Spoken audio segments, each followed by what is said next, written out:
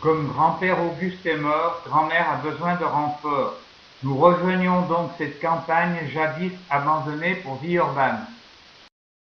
J'échange des récrés dans la crasse des murs où déjà grimace une bande de durs contre l'attroupement de visages sereins dont toutes les bouches m'appellent cousin.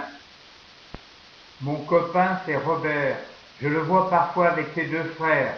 René est leur père, c'est le maître de deux des cressonnières. Cependant que ses bottes de cressonnier écrasent puissamment le pédalier, ses genoux font à son menton des caresses à cause de sa selle toujours trop basse. Sa cigarette roulée toujours éteinte, bien collée à ses lèvres ricanantes, il ne fait cas que du bon côté des choses. Pour lui, la couleur de la vie est rose. Et quand l'orage menace, René qui laisse la place pour narguer le temps peu clément nous fait un signe en partant. Si au loin j'aperçois Robert à la grande cressonnière, l'adrénaline qui fait battre mon cœur y propulse mes jambes comme un moteur. La source est un monde clos où l'énergie sourde l'eau. Ce terrain de jeu est extraordinaire et bouscule la physique ordinaire. René racle et tire la vase où les planches s'enlisent, et on y ramasse des dormilles qui, surprises, y grouillent. De belles libellules en suspension, par de brusques changements de direction, se livrent à des acrobaties qui narguent les lois de l'inertie. Sans que la masse de leur cœur ne bouge, de grosses et grasses limaces rouges, vers l'ombre, pour se refaire la salive, avancent sur leur brillant tapis de bave.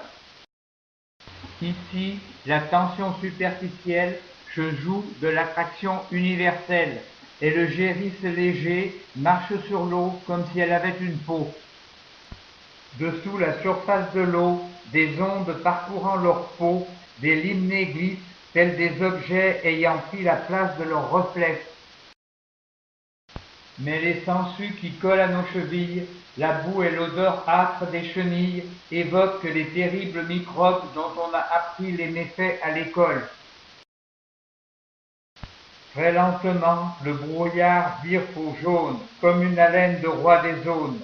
Tous mes membres se font plus denses, j'ai peur dans le marais immense. Sorti jadis d'un livre poussiéreux, un poème au pouvoir mystérieux a fait planer depuis sur le marais une chape menaçante qui m'effraie. Le cruel roi des zones, c'est le marais atone dont le manteau blafard m'étouffe de brouillard.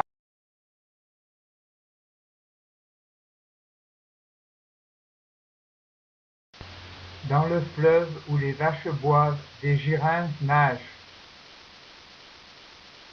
Ma venue accélère les courses circulaires où ils s'embrouillent. Leur dos bleu nuit se métallise dans des tons qui s'irisent et font tourner la fête dans ma tête. Dès qu'ils voient ma main, ils disparaissent soudain, tels des gouttes d'eau sur la plaque d'un fourneau.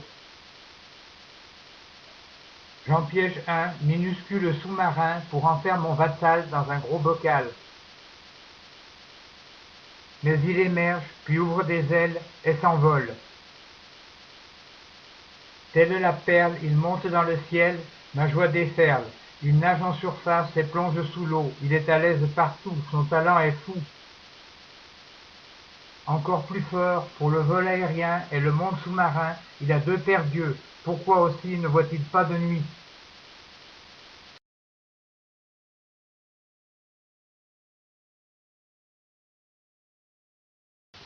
Des trous fermentent et leur chaleur enfante des germes du mal. Bulles boueuses et beauté sulfureuse, vie vénéneuse.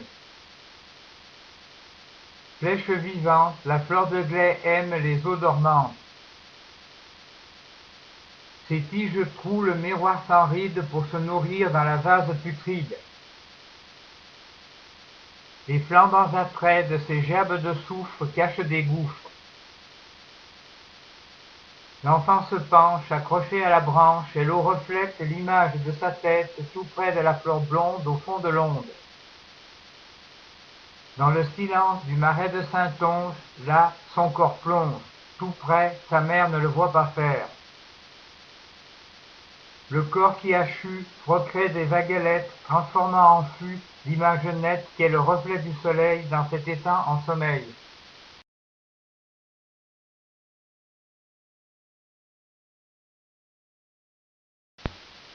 Le myosotis vit près d'une source courante, toujours changeante, et qui, malgré l'eau claire, déforme les traits de la truite de Schubert. Sa fleur est belle, le militaire la veut pour sa donzelle. Son pied glisse, il tombe dans le courant et meurt en nageant.